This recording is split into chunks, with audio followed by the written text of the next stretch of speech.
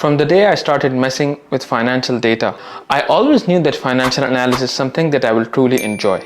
Although it took me 4 years after starting my career to land my first actual financial analyst role. And before that, I wasted countless hours doing online courses, doing my own research and talking to my finance buddies without any progress towards achieving my goal of becoming a financial analyst. So I often ask myself, is there a faster way of becoming a financial analyst nowadays? 100%. If I could start over knowing what I know now, this is how I would go about becoming a financial analyst. There are 3 ways someone can become a financial analyst nowadays. You can either take the education route, which means getting a degree in finance, a professional qualification like a CFA. You can join an online bootcamp, which is a condensed version of that degree, or you can take the self-teaching route, which means figuring out on your own on how to become a financial analyst. In this video, I will be walking you through the self-taught route, as it can be extremely complicated figuring out that path on your own. Hopefully, after watching this video, you will have a better understanding on what you need to learn and how to approach your financial analyst learning journey. The financial analyst job family has been trending for some time now, and I don't think it is slowing down anytime soon. In fact, I feel the demand in this field is going to expand given the enormous amount of financial data organizations now have access to. In my opinion, becoming a financial analyst is not that difficult. All you need is a structure and roadmap to learn the right skill set. First, let's talk about what a financial analyst does. Financial analyst is someone who analyzes the financial data of an organization to make predictions and recommendations about the future financial performance of that company.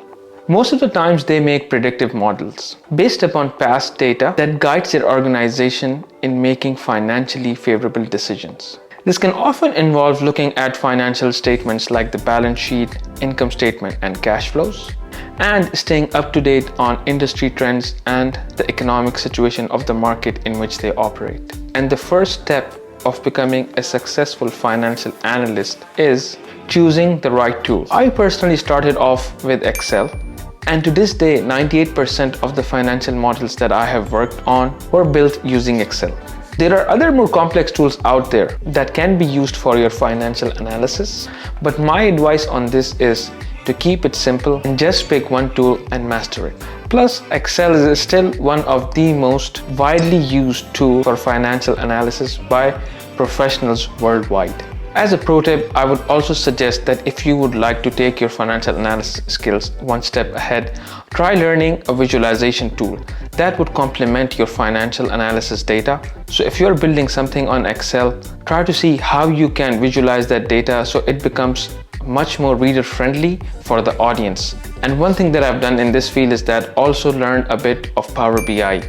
Power BI is another Microsoft tool that helps integrate data in Excel to Power BI. And this way you can create visuals that will tell a better story behind the data that you are presenting. The second most important thing for becoming a successful financial analyst would be to work on actual data. And I've seen a lot of beginners make this mistake. They just want to learn by watching others. It is one thing when you solve problems in your head versus when you actually solve the problems in Excel. My advice here is to learn by doing. If you are someone who still hasn't started their career and you don't have access to data, try looking for data online which is publicly available. There are also various online platforms that give you data sets for which you can play around and create your own financial models. Maven Analytics is one of those platforms, and you don't even have to pay to get access to the data. They have these weekly challenges where they will send you the data set and you can create in-depth models through this data. So my advice, try to solve as many problems as you can in Excel so that you have an in-depth knowledge of what you are actually doing. And after mastering your tool and start working on data, one mistake that I've seen a lot of young financial analysts make is not showcasing your work. The most important factor that will differentiate a good financial analyst from an average financial analyst is the way you can show your work to the outside world. And there are a number of ways you can do this. You can use platforms like LinkedIn, where you have the ability to put your project details and show prospect recruiters and hiring managers the kind of data that you have been working with. Even though your current role might not be directly related to financial analysis, but what you can do is that by picking up these data sets online, you can show that you have the capability and the willingness to learn to become a good financial analyst. And if you're someone who is already working at an organization, just make sure that you're not sharing any confidential data, and the data that you are putting online is something that is publicly available. And once again, if all the company data that you have on you right now is confidential, my advice is go back to those online platforms and use their data, because the data sets that they have are as good as actual data.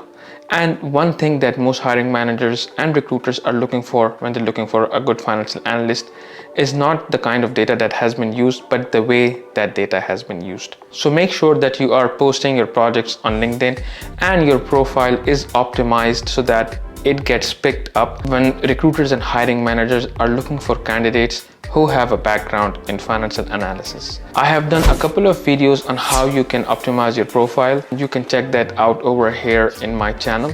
Hopefully this video helps you out on your learning journey of becoming a good financial analyst, and I'll see you guys in the next one. Peace.